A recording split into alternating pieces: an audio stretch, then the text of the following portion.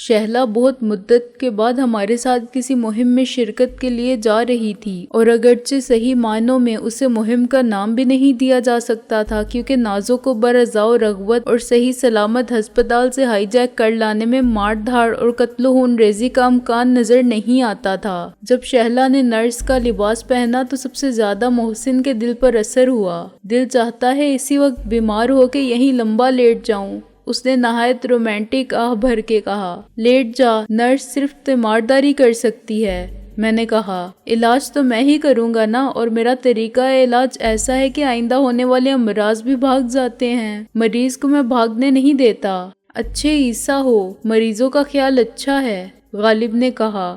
ارے بھائی، مریض یہاں نہیں ہے، میو ہسپتال میں چشمے برا ہے۔ ان میاں بیوی کا تو فرسٹ ایئر ہے، فرسٹ ایئر فول شوہر ایسی ہی باتیں کرتے ہیں، اور بیویاں ان سے زیادہ احمق کے ہوش ہوتی ہیں۔ تم لوگ جاؤ ورنہ نکالے جاؤ گے۔ چند ماہی کا جمبو جیٹ گلی کے رن وے پر لایا گیا تو ہائی جیکرز، جن کی تعداد 4 تھی، فوراً اس میں سوار ہو گئے۔ میں ایک ڈاکٹر کے روپ میں اسپیشلسٹ لگتا تھا، میں نے شیو کرنا چھوڑ رکھا تھا، چنانچہ میری داڑھی ایک مشت کے لگ بھگ ہو گئی تھی، مگر جھاڑ جھنکار نہیں تھی، نفاست سے تراشی ہوئی تھی اور اوپر سے بالوں کی بڑھی ہوئی کلموں سے مل جاتی تھی۔ محسن کے مشورے پر میں نے ہائیڈروجن پروکسائڈ سے سیاہ رنگ کو سنہری مائل بھورا کر لیا تھا۔ میرے سر کے بال پہلے تو درویشوں جیسے ہو گئے تھے، پھر میں نے ایک ہیئر آرٹسٹ کے مشورے سے ان بالوں کو درمیان سے بنانا شروع کیا اور گدی پر سے بڑھا لیا تھا۔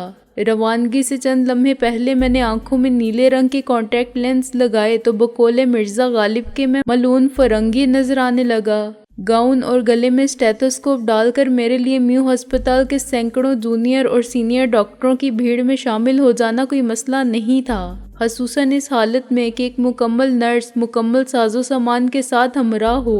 غالب کو عمدن ٹیم سے ڈراپ کر دیا گیا تھا، اس کا ہر جگہ ہمارے ساتھ نظر آنا اور ہر جائے واردات پر پایا جانا دانش مندی کے تقاضوں کے خلاف تھا۔ وہ پس منظر میں رہتے ہوئے ہماری بہت زیادہ مدد کر سکتا تھا۔ اخباری دنیا سے پرانے تعلق کے باعث اس کے مراسم اور اثر و رسوخ کا دائرہ بہت وسیع تھا اور وہ ہر جگہ سے خبریں لا سکتا تھا۔ غالب کو ہمراہ نہ لے جانے کی اصل وجہ یہی تھی، مگر ٹیڈی نے کہا کہ وہ مجسمے عاشق ہے اور نازو کو دیکھتے ہی اس کی عقل گھاس چرنے چلی گئی تو وہ اول فول بکنے لگے گا اور سب کو کونڈا کر دے گا۔ غالب نے جواب میں کہا کہ عقل آخر بھینس سے بڑی چیز ہے، گھاس نہیں کھائے گی تو بھوسا کھائے گی، مگر جس کے سر میں پہلے ہی عقل کی جگہ بھوسا بھرا ہوا ہو اس جانور کو خود گھاس کھانی چاہیے۔ ان کی لڑائی محسن نے ٹیکسی سٹارٹ کر کے ختم کر دی۔ میو ہسپتال کے اندر پہنچ کر ٹیڈی نے محسن کی جگہ لے لی، اس نے مجھے ایمرجنسی کے گیٹ پر اتارا، پھر ٹیکسی کو واپس لے گیا اور اسی بلاک کے پیچھے شہلا کو اتار دیا۔ شہلا کے ہاتھ میں ٹرے تھی جس میں چند شیشیاں، ایک پیالی میں روئی اور تھرمامیٹر وغیرہ تھے۔ اس کی اور میری ملاقات ایمرجنسی وارڈ کے اندر یوں ہوئی کہ برآمدے کے پچھلے حصے سے وہ نمودار ہوئی اور دوسری جانب سے میں اندر گیا۔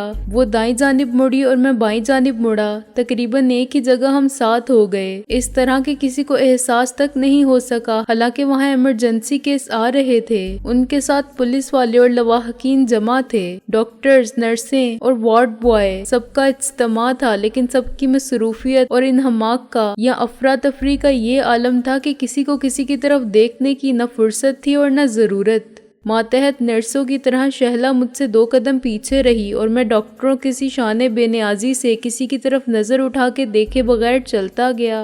ہم تیسرے دروازے سے نکلے اور اسی طرح آرتھوپیڈک یعنی ہڈیوں کے وارڈ تک گئے۔ وہاں محسن گیٹ کے سامنے درخت کے نیچے گمسم کھڑا تھا، یوں لگتا تھا کہ وہ کسی مریض کے ساتھ آیا ہے جس کی حالت تشویشناک ہے، چنانچہ وہ لوٹ کر گھر بھی نہیں جا سکتا اور منتظر ہے کہ موقع ملے تو نظر بچا کے وارڈ کا ایک چکر لگا لے۔ بائیں جانب کچھ فاصلے پر ٹیڈی اپنی خاکی شرٹ اور پتلون کے ساتھ پی کیپ پہنے بالکل ٹیکسی ڈرائیوروں کے انداز میں بونٹ کا سہارا لیے موجود تھا اور کسی سواری کا انتظار کرتا نظر آتا تھا، مگر وہ محسن کے اشارے کا منتظر تھا جب اسے ٹیکسی کو ٹھیک وارڈ کے دروازے کے سامنے سیڑھیوں تک لے جانا تھا۔ ہم نے سر کی خفیف سی جنبش سے ایک دوسرے کو سب ٹھیک ہے کا سگنل دیا، پھر میں شہلا کے ساتھ اس وارڈ میں سے گزرا جو جنرل وارڈ تھا۔ 2-4 مریضوں کے پاس خوامخواہ رکا اور ان کے بیڈ سائڈ پر آویزہ چارٹ وغیرہ دیکھے۔ ایک مریض کو تسلی دی جو بہت شور کر رہا تھا اور دوسرے کی شکایت سنی جسے سب سے گلہ تھا۔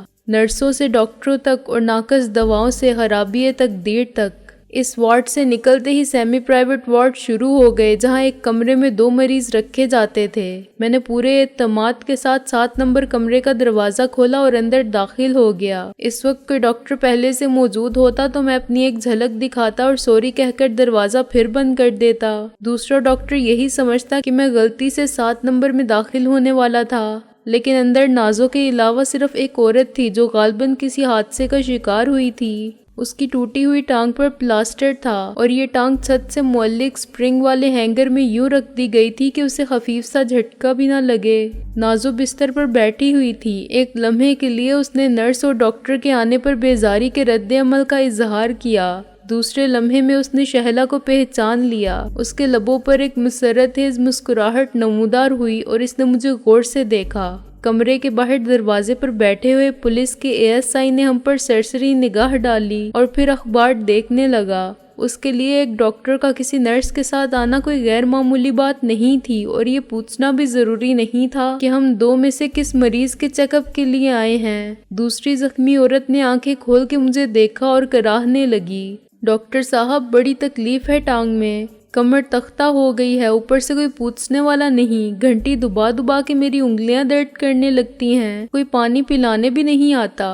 اس نے ایک ہی سانس میں ذاتی تکالیف اور مسائل کا رونا شروع کیا۔ ابھی دیکھ لیتے ہیں آپ کو بی بی، میں نے نرمی سے کہا، اس مریض کو ڈسچارج کرنا ہے پہلے۔ مجھے تو ڈاکٹر صاحب سوئی لگا دیں، کچھ آرام آ جائے، رات بھر نیند نہیں آئی۔ وہ اسی طرح بولتی رہی لیکن میں نازو کی طرف متوجہ ہو گیا۔ کیا بات ہے مس ناڈیا؟ میں نے کہا، تمہارے ساتھ کوئی محافظ نہیں ہے؟ بھائی جان ہیں، اس نے انگریزی میں جواب دیا، سگریٹ لینے گئے تھے، آتے ہی ہوں گے۔ ابھی اس کا جملہ مکمل ہوا ہی تھا کہ شیخ اندر آ گیا۔ میں نے فوراً شہلا کی طرف پلٹ کر ٹرے میں سے تھرمامیٹر اٹھا لیا اور نازو کے منہ میں لگا دیا۔ شیخ چپ چاپ ہمارے پیچھے کرسی پر بیٹھ گیا۔ میں نے بلڈ پریشر چیک کرنے والا آلہ اٹھایا اور بیڈ سائڈ پر رکھ کر نازو سے آستین اوپر کرنے کو کہا۔ نازو نے منہ بناتے ہوئے آستین اوپر کر لی اور میں نے ماہر ڈاکٹر کی طرح اس کے بازو پر پٹی لپیٹ کر کس دی جو بلڈ پریشر چیک کرنے والے آلے سے منسلک تھی۔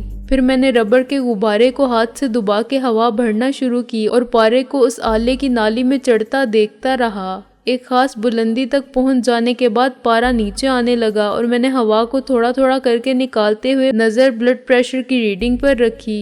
"You are fine, مس نازلی", میں نے کہا۔ اس وقت میری آواز بھی اتنی بدل گئی تھی کہ شیخ اسی طرح بیٹھا رہا۔ اندیشہ شہلا کی طرف سے تھا مگر اس نے بڑی ہوشیاری سے اپنی پشت اکرام شیخ کی جانب رکھی۔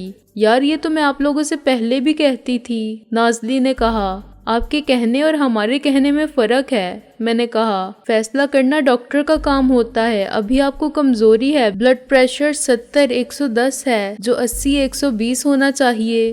وزن کچھ بڑھائیے، سلم رہنے کے شوق میں ڈائٹنگ کا روگ پالنے سے انیمیا بڑھ جائے گا۔ میں تو بہت کھاتی ہوں ڈاکٹر صاحب، نازو نے کہا۔ "کیا کھاتی ہوں؟" شیخ نے پیچھے سے کہا۔ "یہ بھی بتا دو، چھولے اور دہی بھلے، کلفی فالودہ۔ میں نے نفی میں سر ہلایا۔ "بہت زیادہ پروٹین ہونی چاہیے غذا میں، گوشت، انڈے، کلیجی، سیب کا جوس ایک گلاس ہر روز پی سکے تو سب سے بہتر، مکمل ریسٹ، ویسے کسی چیز سے پرہیز نہیں۔ یعنی گول گپے، آلو چھولے، دہی بھلے کھا سکتی ہوں میں؟"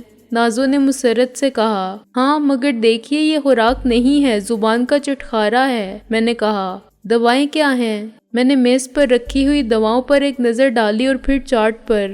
"ایمپیکلاکس بند کر دیں، آرٹرین کیپسول صبح شام، درد ہو تو پیناڈول لے لیں ورنہ نہیں، سر بیکس ٹی 1 کر دیں، صرف رات کو۔ آپ کے ساتھ کون ہے؟" "بھائی ہیں میرے", نازو نے کہا۔ میں نے پلٹ کر دیکھا اور اکرام شیخ کرسی سے اٹھ کے آگے آیا۔ اس نے اخلاقاً مجھ سے ہاتھ ملایا۔ یہ میرے لیے سب سے خطرناک لمحہ تھا۔ وہ مجھے شناخت کر لیتا تو مجھے اس کو ناک آؤٹ کرنا پڑتا۔ اس کارروائی پر دوسری عورت سائرن کی طرح چلانے لگتی تو اسے بھی فوراً خاموش کرنا ضروری ہو جاتا، لیکن اکرام شیخ نے میری صورت سے زیادہ میری بات پر توجہ دی۔ اس کے ذہن کے کسی گوشے میں بھی یہ شک نہیں تھا کہ میں کوئی جعلی ڈاکٹر ہوں، ورنہ وہ بہت ذہین اور انتہائی تیز نظر رکھنے والا آدمی تھا۔ "آپ ان کو گھر لے جا سکتے ہیں", میں نے کہا۔ "آفس سے سلپ بنوا لیں، ایمبولینس کی ضرورت نہیں ہے، یہ ٹیکسی میں بھی جا سکتی ہیں۔ میرے پاس ٹرانسپورٹ ہے", اکرام شیخ نے کہا۔ میں گھر فون کر کے والد صاحب کو بلا لیتا ہوں۔ میں نے فقط سر ہلایا اور دوسری عورت کی طرف متوجہ ہو گیا۔ شہلا نے یوں رخ بدلا کہ وہ میری اوٹ میں رہی۔ اتنی دیر میں اکرام شیخ بھی باہر جانے کے لیے دروازے کا رخ کر چکا تھا۔ میں نے واجبی سی دلچسپی کے ساتھ دوسرے کیس کو بھی دیکھا۔ شہلا نے نازو کو اٹھ کھڑے ہونے کا اشارہ کیا۔ شہلا میری ہدایات کے مطابق زخمی عورت کا بی پی چیک کرنے کے لیے اس کے بازو پر پٹی لپیٹ رہی تھی کہ میں نے دروازہ کھول کے سر نکالا۔ انسپکٹر، یہ جو صاحب ابھی نکلے تھے، انسپکٹر اکرام شیخ، میں نے کہا۔ ذرا اسے فوراً بلا لاؤ، وہ ایمرجنسی میں گیا ہے ڈاکٹر اشرف کے پاس۔ انسپکٹر بادل نخواستہ اٹھا اور پتلون کو اوپر کھینچ کر مخالف سمت میں چل پڑا۔ کوریڈور کے آخری حصے میں کھڑے ہوئے محسن نے، جو اب کپڑوں پر لیب اسسٹنٹ کا سفید کوٹ پہن چکا تھا، ایک سٹریچر کو دھکیل کر آگے لانا شروع کیا۔ ٹائمنگ ابھی تک بالکل ہمارے پلان کے مطابق جا رہی تھی۔ محسن کو دروازے پر متعین پولیس والے کے ہلتے ہی آگے آنا تھا۔ میں نے دروازہ بند کر کے نازو کو نکل جانے کا اشارہ کیا۔ شہلا اسے آہستہ سے کہہ چکی تھی کہ انہی کپڑوں میں جانا ہے اور چادر ساتھ لے جانی ہے۔ میں دوبارہ اس زخمی عورت کا معائنہ کرنے لگا۔ اس کے سرہانے بہت سے ایکس رے پڑے ہوئے تھے۔ میں نے ایک ایکس رے کو روشنی کے رخ کر کے دیکھا۔ قدرتی طور پر عورت کی نظر بھی ادھر ہی رہی اور اس نے نازو کو چادر بغل میں دبا کے چوروں کی طرح نکلتے نہیں دیکھا۔ مجھے معلوم تھا کہ باہر کیا ہوگا۔ نازو فوراً سٹریچر پر لیٹ جائے گی اور شہلا اس پر چادر کو یوں پھیلا دے گی جیسے نیچے کوئی لاش ہے۔ جہاں زندگی اور موت کا کھیل دن رات جاری رہتا ہو اور ہر روز ایسے ہی درجنوں افراد رخصت کیے جاتے ہوں، وہاں ہسپتال کا عملہ بالکل توجہ نہیں دیتا۔ ان کے لیے وہ زیادہ قابل توجہ ہوتے ہیں جن کے لیے زندگی کی جدوجہد جاری ہو۔ صرف غیر متعلقہ افراد جو مریضوں کے لواحقین ہوتے ہیں اس سفر کو خوفزدہ نظروں سے دیکھتے ہیں اور دل ہی دل میں دعا کرتے ہیں کہ ان کے عزیز یا دوست کی واپسی یوں نہ ہو۔ وہ بھی سٹریچر دھکیلنے والوں کی طرف نہیں، اس کی طرف دیکھتے رہتے ہیں جو امید شفا لے کر آیا تھا مگر نہیں جانتا تھا کہ موت تو پہلے ہی یہاں اس کے انتظار میں ہے۔ میں نے عورت کو پھر تسلی دی، دروازے کو اندر سے کنڈی لگائی اور کھڑکی کے راستے باہر کود گیا۔ اس عورت کو پہلے تو سمجھ ہی نہ آئی ہوگی کہ ایک معتبر اور سنجیدہ صورت ڈاکٹر نے ایسی حرکت کیوں کی۔ اگر اسے دال میں کالا محسوس ہوا ہوگا تو اس نے گھنٹی کا بٹن دبانا اور کسی کو پکارنا شروع کیا ہوگا۔ اس کے سوا وہ کر بھی کیا سکتی تھی؟ اس کے لیے تو بستر سے اٹھنا بھی محال تھا۔ ہسپتال کا عملہ اتنا مستعد نہیں تھا کہ گھنٹی سنتے ہی آ جاتا اور دروازے پر بیٹھنے والا A S I emergency ward میں شیخ کو تلاش کرتا پھر رہا تھا یا کسی ڈاکٹر اشرف کو پوچھ رہا ہوگا۔ اشرف نام کا ڈاکٹر مل گیا تو زیادہ مزے کی بات ہوگی۔ وہ کہے گا کہ ابھی اے ایس آئی اکرام شیخ آپ کے پاس آیا تھا۔ ڈاکٹر کہے گا کہ میں کسی اکرام شیخ کو نہیں جانتا تو وہ کہے گا کہ اچھا آپ چلیں 7 نمبر سیمی پرائیویٹ میں، ڈاکٹر صاحب بلا رہے ہیں۔ ظاہر ہے ڈاکٹر مزید چراغ پا ہوگا کہ ایمرجنسی کا آرتھوپیڈک سے کیا تعلق ہے اور یہاں سے میں وہاں کیسے جا سکتا ہوں؟ کون ہے وہ ڈاکٹر جو مجھے بلا رہا ہے؟ یہ سب سوچتے ہوئے میں نے کھڑکی سے دور ہو کے اینٹوں سے بنے ہوئے 3 فٹ چوڑے راستے پر چلنا شروع کیا اور پھر سڑک کی طرف مڑ گیا۔ اسٹیتھوسکوپ اب میرے ہاتھ میں تھا۔ بہت سے میڈیکل کے جونیئر طلبہ نے مجھے بلا وجہ یا عادتاً سلام کیا۔ میں کنگ ایڈورڈ میڈیکل کالج کے گیٹ کی طرف سے باہر آیا اور نیلا گنبد تک چلتا گیا۔ 10 منٹ تک بے مقصد کھڑے رہنے کے بعد مجھے تشویش ہونے لگی۔ 10 منٹ میں ٹیکسی کو یہاں پہنچ جانا چاہیے تھا۔ اندیشوں نے مجھے گھیر لیا۔ کہیں شہلا اور محسن کا اس وقت تو اکرام شیخ سے سامنا نہیں ہو گیا جب وہ سٹریچر کو دھکیلتے لے جا رہے تھے۔ محسن کو پہچانے جانے کے امکانات بھی اتنے ہی تھے جتنے شہلا کے۔ اکرام شیخ بے خیالی میں تو پاس سے گزر جاتا مگر کچھ کہا نہیں جا سکتا تھا کہ اس کے ذہن میں کیا تھا۔ کہیں یہ نہ ہو کہ وہ مجھے یا شہلا کو پہچان کے بھی انجان بنا رہا ہو اور خاموشی سے باہر نکل گیا ہو تاکہ ہماری گرفتاری کو یقینی بنانے کے لیے صحیح انتظام کر سکے۔ 15 منٹ بعد میری بے چینی بڑھ گئی اور میں ہر 10 سیکنڈ کے بعد گھڑی دیکھنے لگا۔ ٹیکسی کو 5-7 منٹ میں پہنچ جانا چاہیے تھا لیکن ٹیکسی دوسری گاڑیوں کی طرح ایک مشین تھی جس کے انگنت پرزے اسے حرکت اور قوت دیتے تھے۔ ان میں سے کوئی ایک فعال پرزہ خراب ہو جائے یا ٹوٹ جائے تو اسے معمولی واقعہ کہا جا سکتا ہے۔ حادثہ یہ ان کے لیے ہوتا جو ٹیکسی میں سوار تھے۔ ٹائر کا فلیٹ ہو جانا تو بہت عام سی بات تھی مگر وہ پہیہ بدلنے لگتے تو اس عمل میں 10 منٹ لگ جاتے اور اتنی دیر میں تعاقب کرنے والے آ جاتے۔ معاملہ منٹوں کا تھا، گھنٹوں کا نہیں۔ 10 منٹ سے کم وقت میں ASI واپس لوٹ آیا ہوگا، جسے میں نے دروازے کی پہرے داری سے اٹھا کے ایمرجنسی وارڈ میں حواری کے لیے بھیج دیا تھا۔ اس کے ساتھ ہی اکرام شیخ بھی لوٹا ہوگا، اور اندر سے دروازہ بند پانے کے بعد انہیں سمجھنے میں دیر نہیں لگی ہوگی کہ معاملہ کیا ہے۔ دروازہ توڑنا زیادہ مشکل تھا۔ اکرام شیخ بھی پچھلی طرف سے جا کر کھڑکی کے راستے کمرے میں پہنچا ہوگا، اور وہاں اس موٹی عورت نے سب کچھ بتا دیا ہوگا جو ایک ٹانگ جھولے میں رکھے لیٹی ہوئی تھی۔ یہ تفتیش تو بعد میں ہوگی کہ وہ ڈاکٹر کون تھا اور وہ نرس کون تھی۔ اکرام شیخ فوراً سمجھ جائے گا اور اپنی بہن کو اغوا کر کے لے جانے والوں کو گولی مار دینے کے لیے دوڑے گا۔ وہ ASI جسے دروازے پر پہرا دینے کے لیے بٹھایا گیا تھا، مفت میں مارا گیا۔ اس کو فوراً معطل کر دیا جائے گا۔ کوئی یہ عذر قبول نہیں کرے گا کہ حکم دینے والا ڈاکٹر تھا یا کمشنر۔ 20 منٹ بعد میرے وسوسے یقین میں بدلنے لگے کہ محسن اور ٹیڈی کے ساتھ کوئی ایسی بات ہوئی ہے جس نے انہیں روک لیا یا پھر پلان بدل کے کسی اور سمت میں نکل جانے پر مجبور کر دیا۔ میں نے چند سیکنڈ تک سوچا اور پھر واپسی کا فیصلہ کر لیا۔ مجھے دیکھنا تھا کہ وہ نکل چکے ہیں یا اندر ہی پھنس گئے ہیں۔ دوسری صورت میں مجھے ان کی مدد کرنا تھی اور ہر طرح ان کو گرفتار ہونے سے بچانا تھا، ورنہ ان پر بہت سے سنگین الزامات عائد ہو جاتے، اور ایک طرف تو نئے نویلے میاں بیوی آج رات اپنے بیڈ روم کے بجائے حوالات میں بسر کرتے، تو دوسری طرف نازو کو گھر لے جا کر سخت حفاظتی انتظامات کے ساتھ قید کر دیا جاتا۔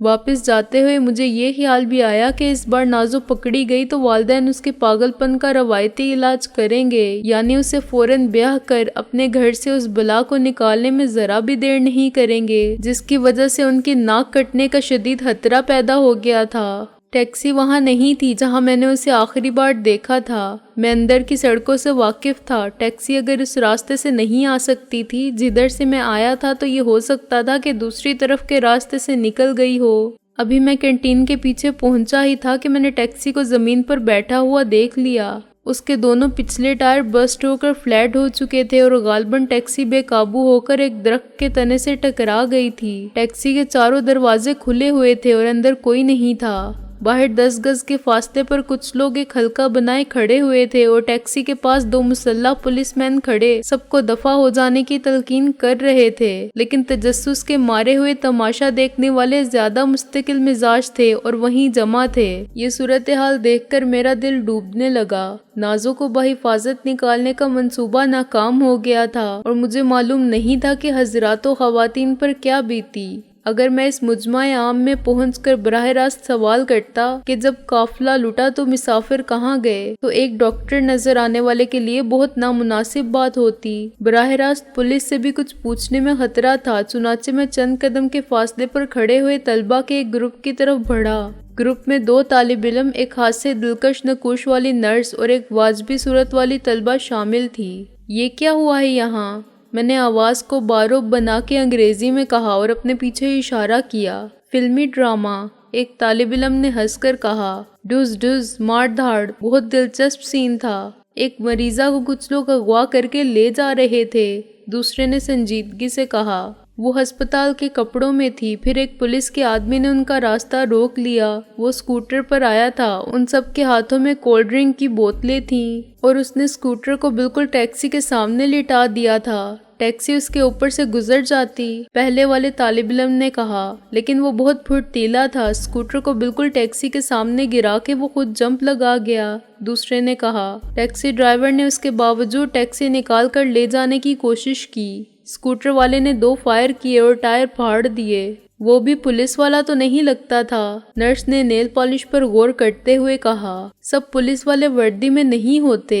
خوبصورت نرس کے مقابلے میں کم توجہ پانے والی بدصورت طالبہ نے حقارت سے کہا۔ چلو خیر، پکڑے گئے سب کے نہیں؟ میں نے کہا، ہسپتالوں میں بھی اس قسم کی وارداتیں ہونے لگی ہیں۔ ابھی تو آپ نے ٹائٹل دیکھا ہے سر، پہلے والے طالب علم نے ہنس کر کہا۔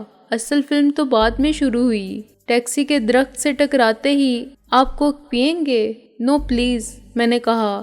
کیا وہ سب بھاگ گئے؟ ہاں، مگر اس وقت تو ہم نے یہاں کھڑے رہ کر دیکھا کہ ٹیکسی کے رکتے ہی دروازہ خود بخود کھل گیا اور اندر سے ایک عورت باہر آ گری جس نے ہسپتال کے مریضوں کے کپڑے پہن رکھے تھے، دوسرے طالب علم نے کہا۔ ہم بھی سمجھے کہ وہ بے ہوش ہے۔ باہر گر کے بھی وہ پڑی رہی اور وہ پولیس افسر بالکل سر پر پہنچ گیا جس نے فائر کر کے ٹیکسی روک دی تھی۔ اس نے چلا کر کہا کہ خبردار جو کسی نے باہر آنے کی کوشش کی۔ ابھی وہ اتنا ہی بولا تھا کہ بے ہوش پڑی ہوئی عورت نہیں، وہ بڑی خوبصورت لڑکی تھی، پہلے غیر سنجیدہ اور چلبلے طالب علم نے کہا، بالکل فلم سٹار رانی۔ اس لڑکی نے ایک دم اچھل کر ٹیکسی پر فائر کرنے والے کو ناک آؤٹ کر دیا۔ دوسرے طالب علم نے مسکرا کے بات جاری رکھی۔ اس نے ایک ہاتھ مار کے ریوالور گرا دیا اور دوسرا ہاتھ مار کے ریوالور والے کو۔ بالکل بجلی تھی، بجلی۔ پہلا طالب علم بولا، میں بال بچ گیا ورنہ وہاں لیٹا ہوتا۔ اس نے ہاتھ سے اشارہ کیا۔ میں کچھ ہیرو بننے کی سوچ رہا تھا مگر ہوا یہ کہ دو اچھے خاصے پہلوان ٹائپ مرد آگے بڑھے اور پلک جھپکتے میں غتربود ہو گئے، فلیٹ ہو گئے۔ کیا مطلب؟ میں نے انجان بن کے کہا۔ مارے گئے، ملبہ ہو گیا ان کا اندر باہر سے۔ پہلا طالب علم ہنسا۔ وہ لڑکی جوڈو کراٹے جانتی تھی، ایسے ہاتھ پیر چلائے اس نے کہ جو آگے بڑھا اس کا چورا ہو گیا۔ وہ اپنی مرضی سے اغوا ہو کے جا رہی تھی، بلکہ مجھے تو شک ہے کہ وہی اغوا کنندہ تھی۔ یہ تمہیں کیسے معلوم ہوا؟ میں نے مسکرا کے کہا۔ اس لیے کہ سب کچھ تو اسی نے کیا تھا۔ پہلا لڑکا بولا، مکر کیے پڑی رہی اور تم سے زیادہ تندرست مرد جس کے ہاتھ میں ریوالور تھا اس کے دھوکے میں آ گیا۔ چند سیکنڈ میں اس نے میزیں الٹ دی۔ یہ انگریزی محاورہ ہے۔ پھر اس نے دخل در معقولات کرنے والوں کو فنا کیا اور ریوالور اٹھا لیا۔ اس نے چلا کے اپنے ساتھیوں سے کہا کہ یار نکل جاؤ۔ وہ بھی کم نہیں تھے، وہ ٹیکسی سے نکلے اور انہوں نے ڈاکٹر کیکٹس کو روک کر اس کی موٹر سائیکل چھین لی۔ کون ڈاکٹر کیکٹس؟ میرے منہ سے بلا ارادہ نکل گیا۔ آپ ڈاکٹر کیکٹس کو نہیں جانتے؟ نرس نے بے حد اٹھلا کر حیرت کا اظہار کیا۔ وہی انیٹمی والے جن کے باغ میں کچھ بھی نہیں ہے سوائے ہر قسم کے کیکٹس کے۔ اچھا وہ، میں نے کہا۔ پھر وہ لڑکی کدھر گئی؟ ابھی اس کی تلاش جاری ہے۔ پہلا طالب علم ہنسا۔ اگر وہ پکڑی گئی تو میڈیکل بورڈ چیک اپ کرے گا کہ وہ لڑکی تھی بھوت یا چھلاوا۔ ادھر اس کے دونوں ساتھی موٹر سائیکل لے کر بھاگ گئے، ادھر وہ فرار ہو گئی، کسی نے اس کا پیچھا نہیں کیا۔ خالی ہاتھ بھی وہ کم خطرناک نہیں تھی، ریوالور اٹھا لینے کے بعد تو وہی اس کے سامنے جا سکتا تھا جس کے ہاتھ میں توپ ہو۔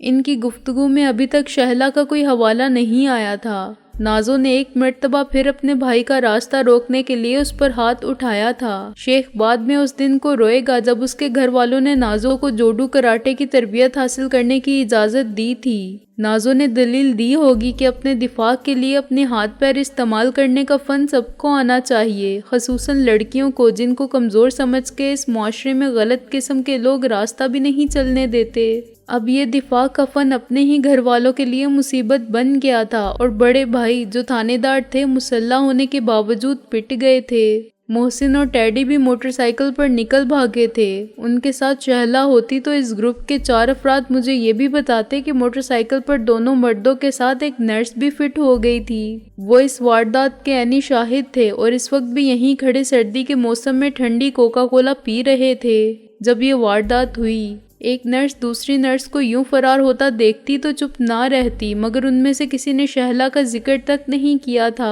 ان سے یہ پوچھنے میں کوئی عقل مندی نہیں تھی کہ کیا ان کے ساتھ ایک خوبصورت سی نرس نہیں تھی، اور وہ مار دھاڑ کرنے والی حسینہ فرار ہو کے کس سمت گئی۔ میں نے باوقار طریقے پر تھینکس کہا اور کینٹین میں داخل ہو گیا۔ جب میں نے پلٹ کر دیکھا تو وہ مجھے بڑی عجیب نظروں سے دیکھ رہے تھے۔ اس کی متعدد وجوہ تھیں۔ انہیں میرا چہرہ اجنبی لگا ہوگا، میری دلچسپی انہیں عجیب لگی ہوگی اور ان کو میرا کینٹین میں جانا عجیب لگا ہوگا جو نچلے درجے کے یعنی پیرامیڈیکل سٹاف کے لیے تھی۔ ڈاکٹرز کی کینٹین دوسری طرف تھی اور عموماً ڈاکٹر اپنے کمپلیکس کے باعث بھی اس طرف آنا کسرِ شان سمجھتے تھے۔ میں نے سگریٹ کا ایک پیکٹ خریدا اور فوراً باہر نکل آیا، لیکن واپسی کے بجائے میں دوسری طرف روانہ ہو گیا، صرف یہ ثابت کرنے کے لیے کہ جائے واردات اور کینٹین میرے راستے پر آ گئے تھے، اس لیے میں رک گیا تھا۔ کینٹین کے پیچھے ایک بیرک تھی۔ بیرک کا چکر کاٹ کے میں پھر ہسپتال کی مرکزی عمارت کے جانب ہو لیا۔ میرا ذہن سخت الجھن میں مبتلا تھا۔ میں یہ فیصلہ کرنے سے قاصر تھا کہ ان حالات میں مجھے لوٹ جانا چاہیے یا نازو کو اور شہلا کو تلاش کرنا چاہیے۔ آخر محسن اور ٹیڈی کے ساتھ شہلا کیوں نہیں تھی؟ وہ اگر تھی تو وہ اس کو کیوں چھوڑ گئے؟ مجھے یہ بات بالکل ناممکن نظر آتی تھی کہ محسن جیسا عاشق زار شوہر اپنی دلہن چھوڑ کر بھاگ جائے۔ یا تو شہلا پہلے ہی الگ ہو گئی تھی یا حادثے کے بعد وہ کسی اور طرف نکل جانے میں کامیاب رہی تھی اور محسن نے دیکھ لیا تھا کہ شہلا خطرے کی حدود سے دور جا چکی ہے۔ مرکزی عمارت میں وہی گہما گہمی اور آنے جانے والوں کا رش تھا، کہیں کوئی ہلچل نظر نہیں آتی تھی۔ اکرام شیخ کو شاید ایمرجنسی میں پہنچایا گیا ہوگا، جہاں ابتدائی طبی امداد کے بعد وہ ہوش میں آ گیا ہوگا اور اب وہ بھی ہسپتال میں اسی طرح پھر رہا ہوگا جیسے جنگل میں زخم خوردہ شیر گھومتا ہے۔ اس نے پولیس بلا لی تھی یا واردات کے بعد پولیس خود آ پہنچی تھی؟ اگر اسے معلوم ہوگا کہ ٹیکسی میں سے نکلنے والے 2 مرد تو ایک موٹر سائیکل چھین کر بھاگ گئے تھے، مگر وہ لڑکی جس نے اچھے خاصے مردوں کو تہس نہس کر دیا تھا اندر کی طرف گئی تھی، تو ممکن ہے وہ نازو کو تلاش کرے۔ مریضوں کے کپڑے پہن کر وہ گیٹ سے باہر نہیں نکل سکتی تھی، لیکن نازو سے کچھ بعید نہ تھا کہ وہ گیٹ کیپر کو بھی لٹا دے۔ ایک دھان پان سی لڑکی کے سامنے آ کر سب غلط فہمی میں مارے جاتے ہیں۔ آنکھیں اس کے چکا چوند پیدا کرنے والے حسن کا نظارہ کرتی رہ جاتی ہیں اور ذہن سوچ بھی نہیں سکتا کہ اتنی نازک، کمزور اور دبلی پتلی سی لڑکی جو نقش چغتائی نظر آتی ہے، آفت کی پرکالہ ہے، برق شرر بار ہے اور آتش سوزاں ہے۔ میں محتاط طریقے پر ادھر ادھر دیکھتا ہوا آگے بڑھ رہا تھا کہ میں نے ہلکی سی سنی۔ میرے قدم رک گئے اور میں نے پلٹ کر اس گوشے میں دیکھا جو ایک دیوار کے ستون اور زینے کے نچلے حصے میں تھا۔ وہاں شہلا دبکی کھڑی تھی۔ تم یہاں کیا کر رہی ہو بے وقوف؟ میں نے اس کی طرف پشت کر لی۔ میں نازو کو تلاش کر رہی تھی، وہ بولی۔ یہ کون سا طریقہ ہے تلاش کرنے کا کہ کونے میں گھسی ہوئی ہو؟ میں نے خفگی سے کہا۔ تم کو نکل جانا چاہیے تھا۔ وہ جیسے آپ گزرے اور میں نے دیکھ لیا، ایسے ہی میرا خیال تھا کہ کہیں نازو بھی مل جائے گی، وہ بولی۔ میں اس سے پہلے 3 بار جگہ بدل چکی تھی آپ کے جانے کے بعد، مجھے سب معلوم ہو چکا ہے۔ میں نے کہا کہ محسن اور ٹیڈی بھاگ گئے، تم کو کسی نے نہیں دیکھا تھا؟ جب اکرام شیخ ہمارے پیچھے آیا تو ہم گھبرا گئے تھے۔ نازو نے کہا کہ میری فکر مت کرنا، جسے موقع ملے وہ نکل جائے۔ شہلا نے کہا حادثہ ہوا تو وہ باہر گر گئی، دوسری طرف کا دروازہ خود ہی کھل گیا تھا۔ میں چپ چاپ نکل کر وہیں کھڑی ہو گئی تھی۔ میں نے نازو کو بھائی سے لڑتے دیکھا تھا۔ محسن کو میری فکر تھی، لیکن میں نے اسے اشارہ کر دیا کہ نکل جائے۔ وہاں کچھ میڈیکل کے لڑکے ایک نرس کے ساتھ کھڑے تھے، ایک اور لڑکی بھی تھی۔ وہ یہی سمجھے کہ میں پہلے سے اس جگہ موجود تھی اور حادثے کا شکار ہوتے ہوتے رہ گئی۔ انہوں نے مجھے پیچھے گھسیٹ لیا تھا۔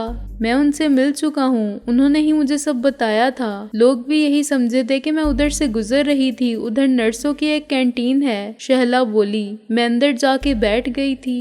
اچانک میری نگاہ نے اکرام شیخ کو دیکھ لیا۔ وہ لوگوں کی بھیڑ سے بچتا بچاتا میری طرف آ رہا تھا اور اس کی نظر ہر چہرے کا جائزہ لے رہی تھی۔ شہلا اب یہاں مت رکنا، میں نے کہا۔ اکرام شیخ آ رہا ہے، سیدھی گھر جانا یہاں سے۔ اتنی دیر میں اکرام شیخ بہت قریب آ چکا تھا۔ اس نے مجھے دیکھا اور میں نے جان لیا کہ اس کی نگاہ میری صورت کے اصل نقوش میں شناسائی کے آثار تلاش کر چکی ہے۔ ظاہری تبدیلی نے اسے وقتی طور پر دھوکہ دیا تھا۔ غور سے دیکھتے ہی وہ مجھے پہچان گیا۔ میں ایک دم پلٹا اور بھاگا۔ میرے لیے سب سے بڑے اطمینان کی بات یہ تھی کہ شیخ کے پاس ریوالور نہیں ہے۔ اس کا ریوالور نازو لے جا چکی تھی۔ اس نے بھائی کو معمولی سے وار سے بے ہوش کیا تھا، چنانچہ ہوش میں آتے ہی اکرام شیخ اٹھ کھڑا ہوا تھا۔ مجھے فرار ہوتا دیکھ کر شیخ میرے پیچھے لپکا۔ میں نے برآمدے میں دوڑتے ہوئے ایک نرسنگ بوائے کو گرا دیا۔ 2 نرسیں چیخیں مار کر ہٹ گئیں، ورنہ میں اس گاڑی کی طرح ان پر سے گزر جاتا جس کے بریک فیل ہو گئے ہوں۔ برآمدے میں بھگدڑ مچ گئی تھی۔ شیخ مسلسل میرے تعاقب میں تھا اور مجھے اپنے دائیں ہاتھ پر دروازے نظر آ رہے تھے، مگر میں رسک نہیں لے سکتا تھا کہ کسی کمرے میں محصور ہو جاؤں۔ دوسری طرف کھلا میدان سا تھا، لیکن لمبی دوڑ میں میرا پکڑا جانا ممکن تھا کیونکہ شیخ اب شور بھی مچا رہا تھا۔ اس کی پکڑو پکڑو سن کر ایک 6.5 فٹ قد کے گوریلے نے میری راہ میں مزاحم ہونے کی غلطی کی۔ اسے اپنے ڈیل ڈول پر ناز تھا۔ وہ بالکل میرے سامنے آ گیا اور ہاتھ پھیلا کے کھڑا ہو گیا۔ اس کے قدم فرش پر مضبوطی سے جمے ہوئے تھے۔ میں 1 سیکنڈ کے لیے رک گیا اور اسے حملہ کرنے کا موقع دیا۔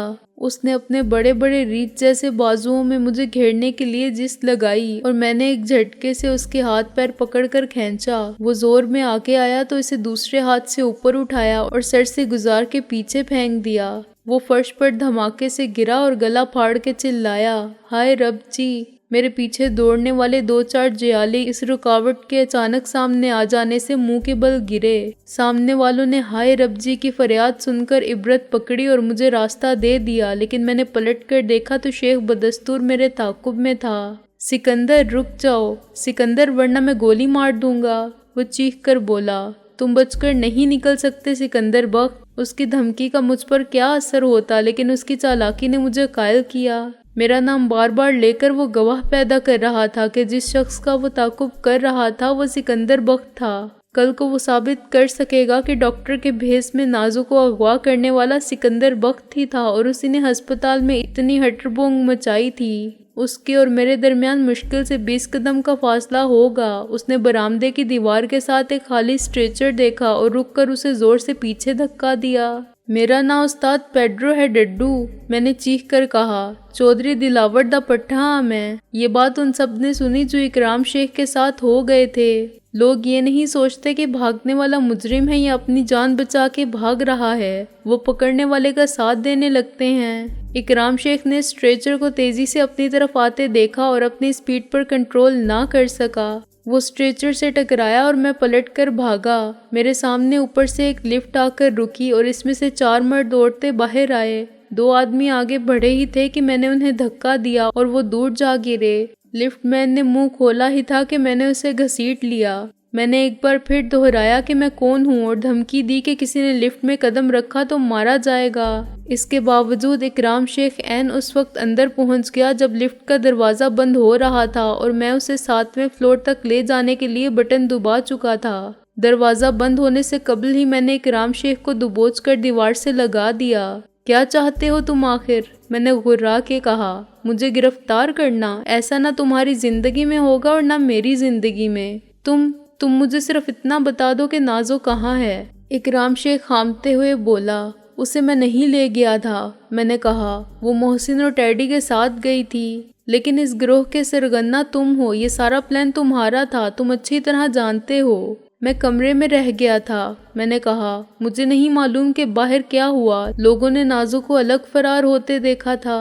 لفٹ اوپر پہنچ چکی تھی۔ میں نے پھر گراؤنڈ کا بٹن دبا دیا۔ لفٹ رکی اور پھر نیچے چلنے لگی۔